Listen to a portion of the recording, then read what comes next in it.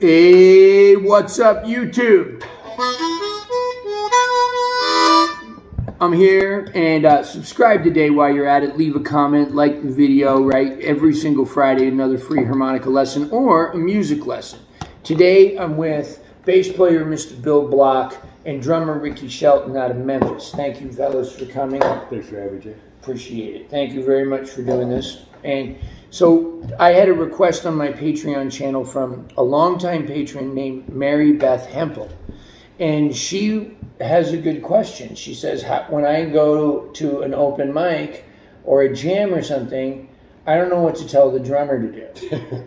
Right? And like, you know, like, look, man, like if everybody in the band gets it right, but the drummer is playing something different because they don't know what to play, the whole thing's crazy. Right. Like, it's really hard to sing a song when the beat's different. Yeah, it is. Right? Whereas if the guitar's a little different, okay.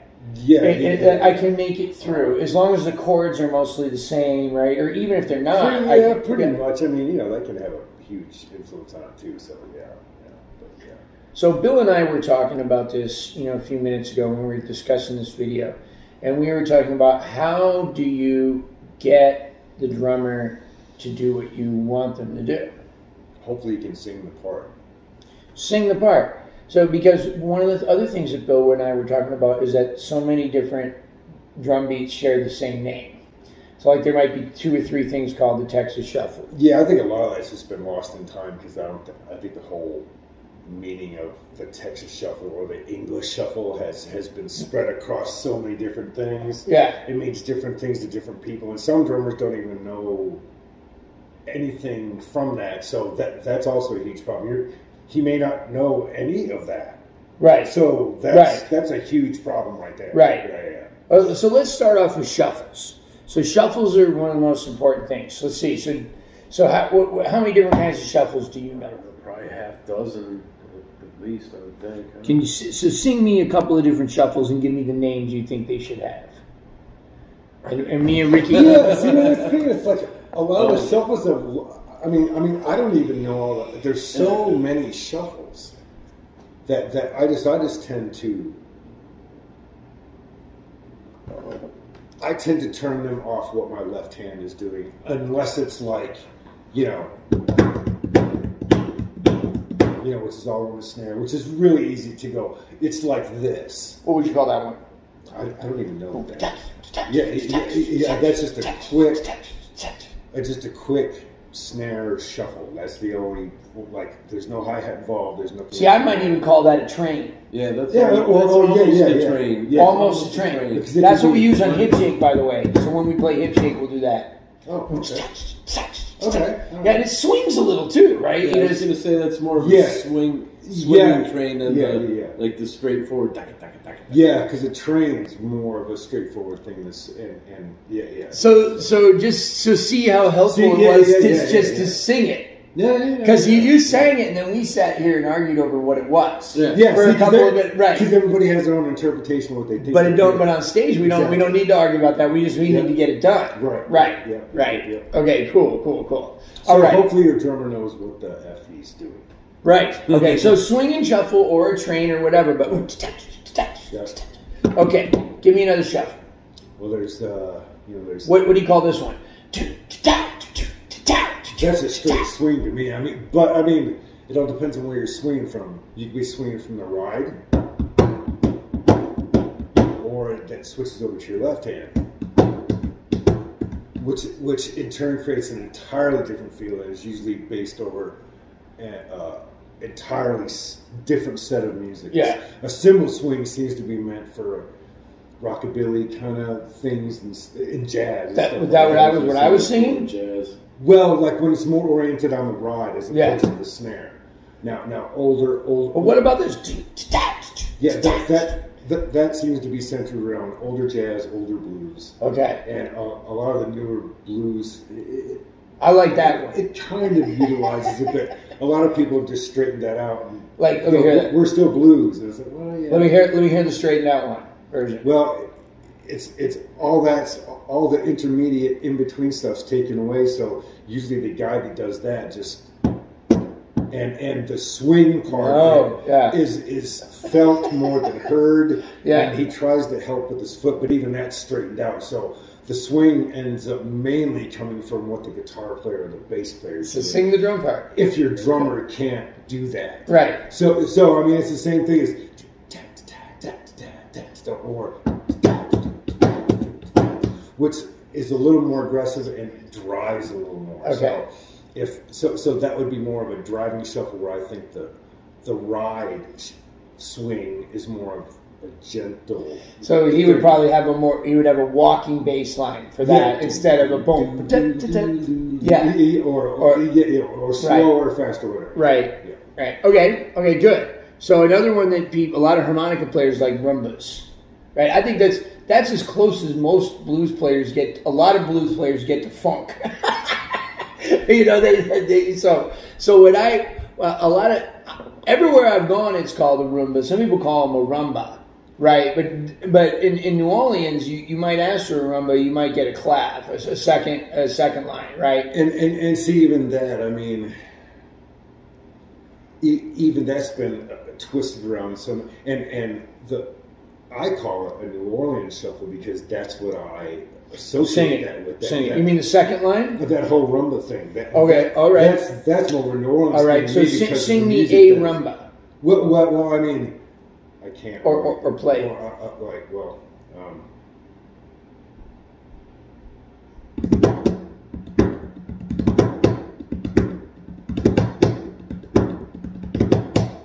You know, if so, yeah. So, you know, hopefully.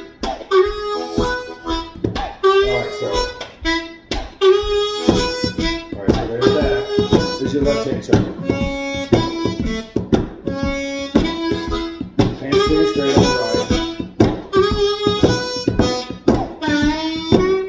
the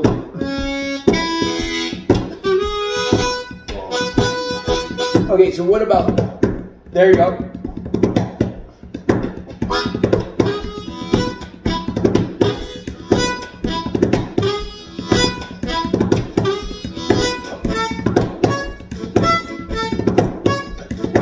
Right. Yeah. And then also boom, ba ba, boom, ba, boom, ba, boom, ba. Yep. Right. Okay. What about a boogaloo? And then there's, this is actually the hardest one. So I have to start the kick drum. Okay. Oh, right. Okay. So it's.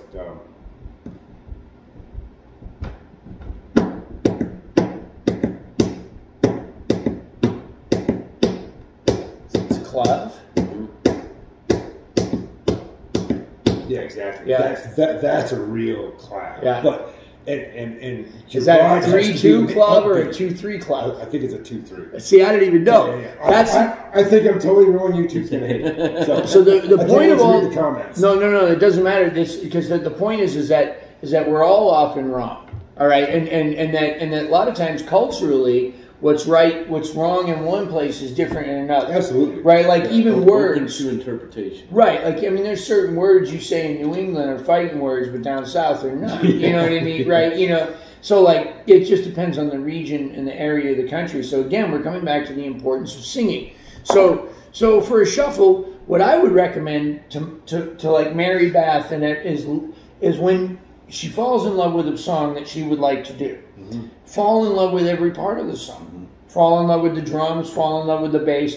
And don't just listen to the harmonica part or the vocals or whatever it is that you're going to be doing, but listen to the drums so that you're able to sing to the drummer, or just whatever it is. Yeah, that Texas shuffle, or whatever. Because no matter what you learn, if that foundation isn't there, your part doesn't even really matter. Even no matter how good you get at your part, right? If you can't broadcast the foundation of what you're already playing over that you think is awesome, everything else is not even going to matter if your foundation's not there. Bill, you know, haven't heard from you in a second. A little sleepy. Me too. Thanks for doing this, guys. Plus, I'm sitting in the middle. I'm sure I don't smell good. We've been in the van since 9 p.m. last night. It's what, almost 9 here. After rehearsing for 5 hours yesterday. Yeah, after rehearsing, right. I think we got 40 minutes. One of the other things that Bill and I were talking about is how you can have the same bass line or melody with 2 different drum beats. That's was right when you walked in. Yeah. So like if you're like, say you got the shuffle like what we do on 5, 10, 15. I could play something like, and then you heard earlier when we were doing the rumba, boom, boom, bop, boom, bop, bop.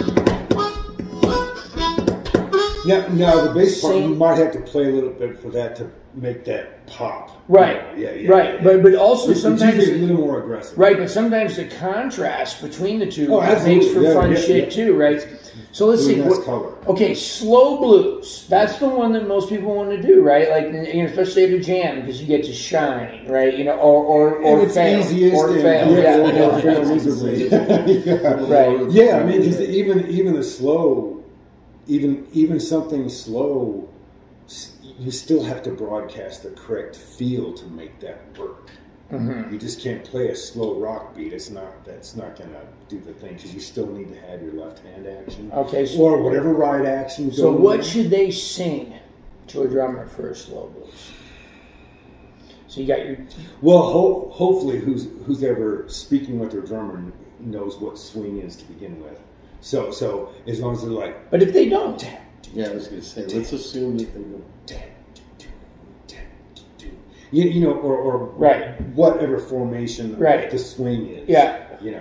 Yeah. So hopefully, as long as you know what swing is, you should be able to sing that to your drummer. Right. Yeah. You'll have some drummer. Or a reference. Say, no. Here, watch this. That's like the easiest thing in the world. If you have a reference, let him watch that, and if he knows the song title, like right, it could be something like this. It's like Thriller's Gone. It sounds like Thriller's Gone, something common like that. Right, exactly. Because you might not have time to play him a video. Now, I mean, I'd have time with us to talk about that and do that, but on stage, just walking onto a stage, right. Yeah, hopefully something that's simple. Or it's like 5 long years, and then they go, well, I don't know that. You say, well, then you go through your list of songs that are like that, right? Until they get one. You say Stormy Monday, and then maybe they'll go, oh, okay, yeah.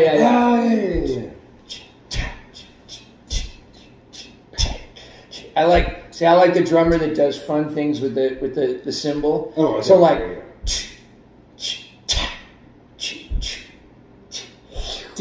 Scraping it even like an artist, right? So but then also some of the older 50s stuff, is that what's it called, 6/8 feel? Is that what you call it? Yeah. Usually mid-tempo to slow tempo. Right. Yeah. That's totally crazy too. And so you might want that and not know what 6/8 is, but if you go, am I right though? That is 6/8. Okay, good. See, I didn't even know, right? And this is what I do for a living. 1, 2, 3, 4, 5, 6. 1, 2, 3, 4, 5, 6. There it is. 1, 2, 3. 1, 2, 3. Well, it's all based on 3s and 6s. Right. 1, 2, 3, 4, 5, 6. 1, 2, 3, 4, 5, 6. 1, 2, 3. Well, I mean, don't ever play a 4/4 over that. But if you could just sing it. It'll really help. And if he's been alive long enough to hear music, he should know immediately what that is. Or she. Yes. So speaking of 4/4 and different time signatures, it's going to be hard to get into that. But you know how I'm always telling you guys about bars, and then I always say to you that the better term is measure, because a bar is slang for measure, and what does a measure do? Is it measures time, right? So we have how many beats per measure. So if it's in 4/4, 1, 2, 3, 4, next bar, 3, 4, next bar. Right. So if it's in 3, 1, 2, 3, 1, 2, 3, 1, 2, 3, next bar, 3, 1, 2, 3, next bar, 3. Right. 1, 2, 3, 2, 2, 2. Right. So that's like a quick summation of what that is.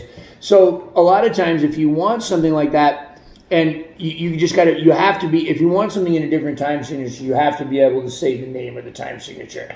But you might be able to, or sing it. Yeah. So,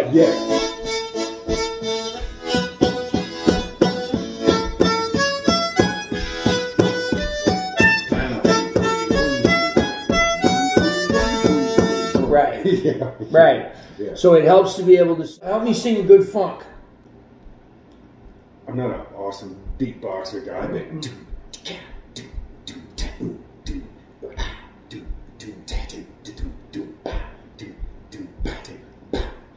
keep going.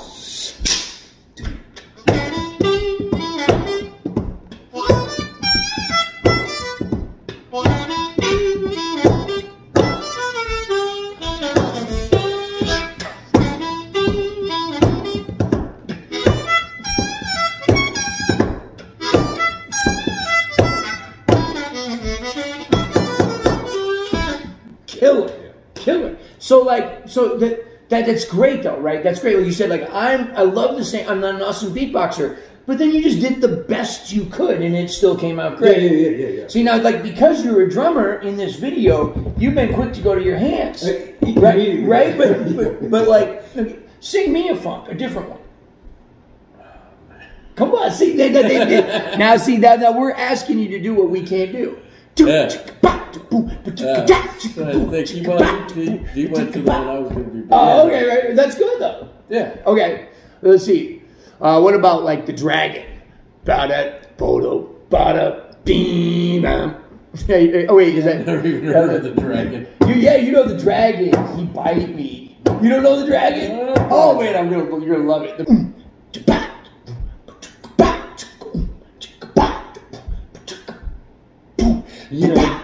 You know, but then there's like the album funk beat. Over Feel Good Funk. Yeah, because that's more of a jazzy funk. Right. Okay. You know, it's really involved.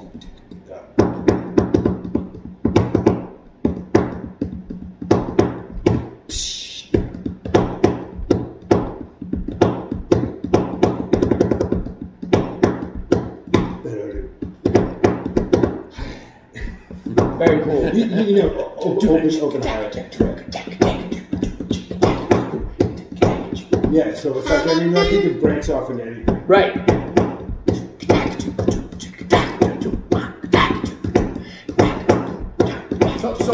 So I listened to you play it, and then I just started singing it. Yep. So if I could remember that, right? If I could remember that, and then I can go to the jam and I say, hey, listen, this one, I want to do a funk, but I want to do a little different. I got it off this jazz record, so it goes.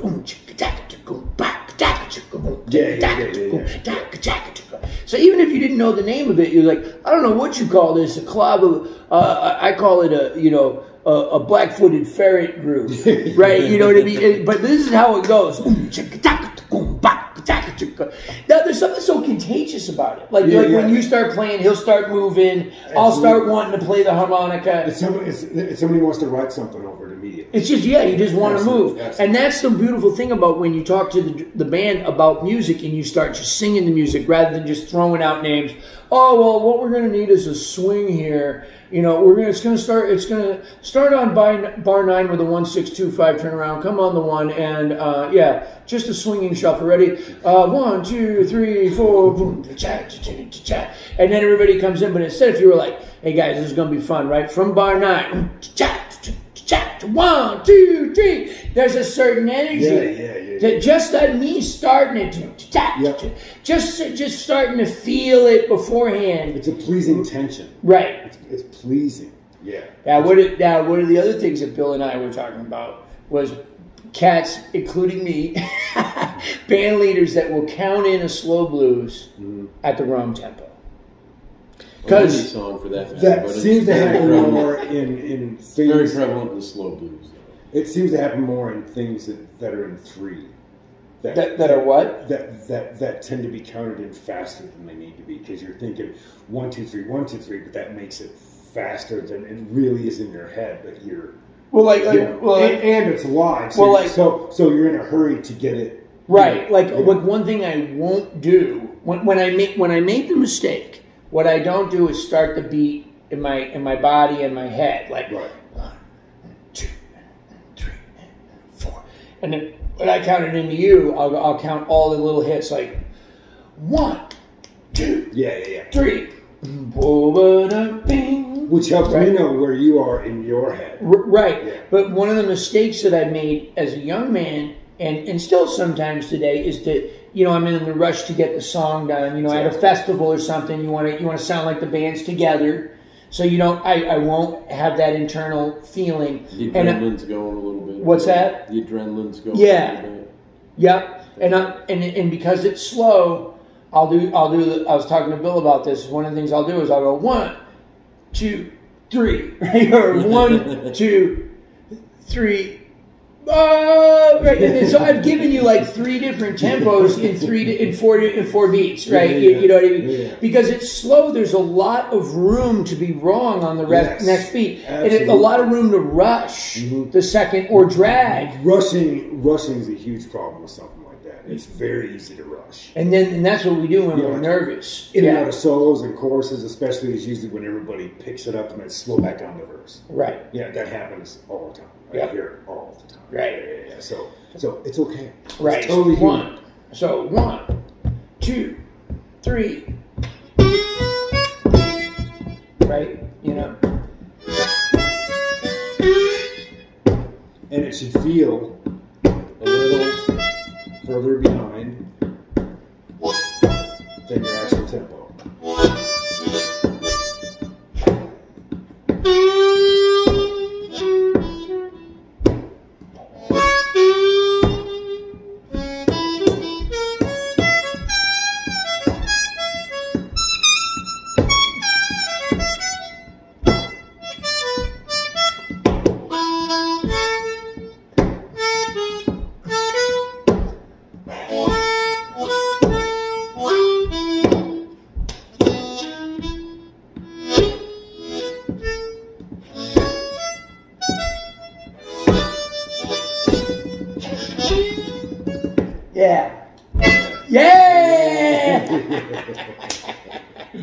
And now it's fun. Okay, go ahead. And sometimes, especially something like that, you can make it purposely sloppy because of the kind of blues it is. Yeah. You know what I mean? Yeah, sure. You can make it sound like you're about to mess up, but it's not really messing up. And you're just pulling shit way back, like in your little fills and stuff. I don't think they know, but when you call it playing music, it's because we're really playing. We're like toyfully playing. Absolutely. I prefer the term playing with time over swing. Because swing has pressure. Absolutely. If it don't mean a thing, if it ain't got a swing, or I can't swing, I must be not a good player. Yeah. But like when we were just doing that, me and you were having lots of fun. Yeah, right? Already, it's kind of mischievous. Absolutely. Right? You know what I mean? We know we think we know where the beat is. And we're both playing around with that interpretation. Absolutely. Right? But there is an agreement, we hope, where 0 meets, right? But there's all of that, right?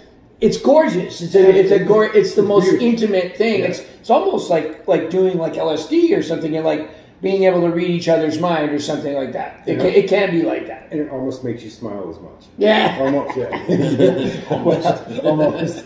Man, you guys make me smile. Thanks, man, a lot, man. Bill, I love you back. Bill, you got anything to add? Oh, let's do the bass lines again. So we didn't get on film, right? The ones, so the different shuffle bass lines. Because they can also help to sing a bass line. Yeah. If you can't remember the drum. That helps the drummer if you know your drummer's not, maybe the bass line is the secret to what you're trying to get across. So yeah, absolutely. So, access that info. Like over the shuffles, you have the walking bass line. Okay, so you give him a shuffle. Or whatever. Okay. 1, 2, 3, 4.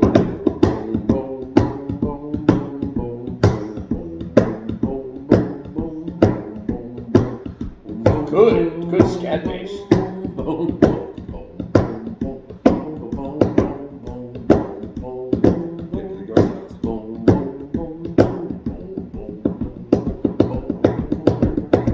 So that's sort of like a walking line, or one. So then you have your box shuffles, which are like, to me, a little more rocky on the drums. Yeah. That's like, well, I don't know. Like, I don't know if that's true though. I don't know. But you say. See what you're saying. Okay. So I'm gonna shut up. And then there's, often there's two. There's either the uptown or the downtown box. So the uptown would be boom, boom, boom, boom, boom, boom, boom, boom, boom, boom, boom, boom. I'm not sure we're in the right key, but yeah. So, Then you're more grinding. We are. We're right key.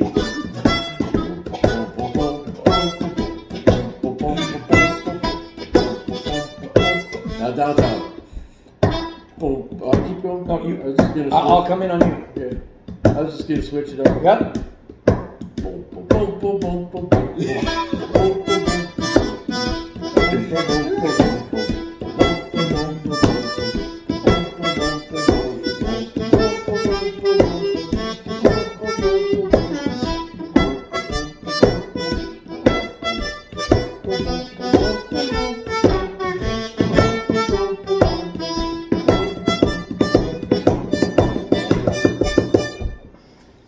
So those are a couple shuffles. And so here's a fun fact. So I learned those bass lines because I love music, right? like I don't actually play that much. Sometimes I might, like during a guitar solo, I might go turn the mic way down, and I'll come actually stand over there with you, so him and I can lock in the way I was with you, and I'll actually see where you're feeling the groove, right? And I'll just be with you and do that. But the point is that it's good to be able to learn the bass lines to be able to play them, right? Like, yeah, and to know what you're going to do in your solo, right? Like, you know what I mean? So if I don't know kind of what you're doing, how am I going to really add to it? Be stepping on each other. Yeah. What about when it goes like the one I asked you to do like the other day? It was just almost like playing a country line over a shuffle. A 1-5. Right. Like a fast stop. Right. Yeah, that's way more gentle. It doesn't sound the same. That's another one, right? Yeah. Yep. I'll just keep talking.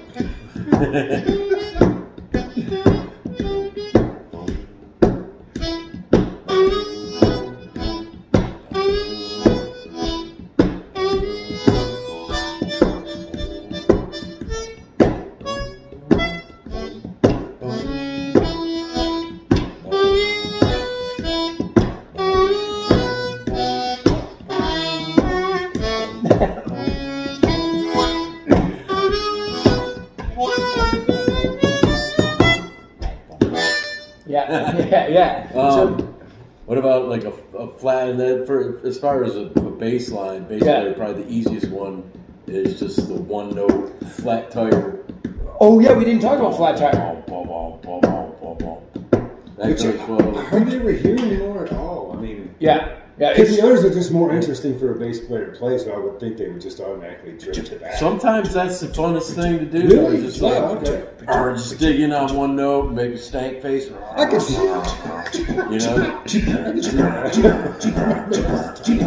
stand close enough where the rig's moving your pants. They call it a flat tire because it sounds like a flat tire. Tipo, tipo, tipo, tipo, tipo, tipo. What do they do with the cymbal? There's just that right there. Well, again, I mean, like you get no cymbal really on it. Yeah, it's like you could do that,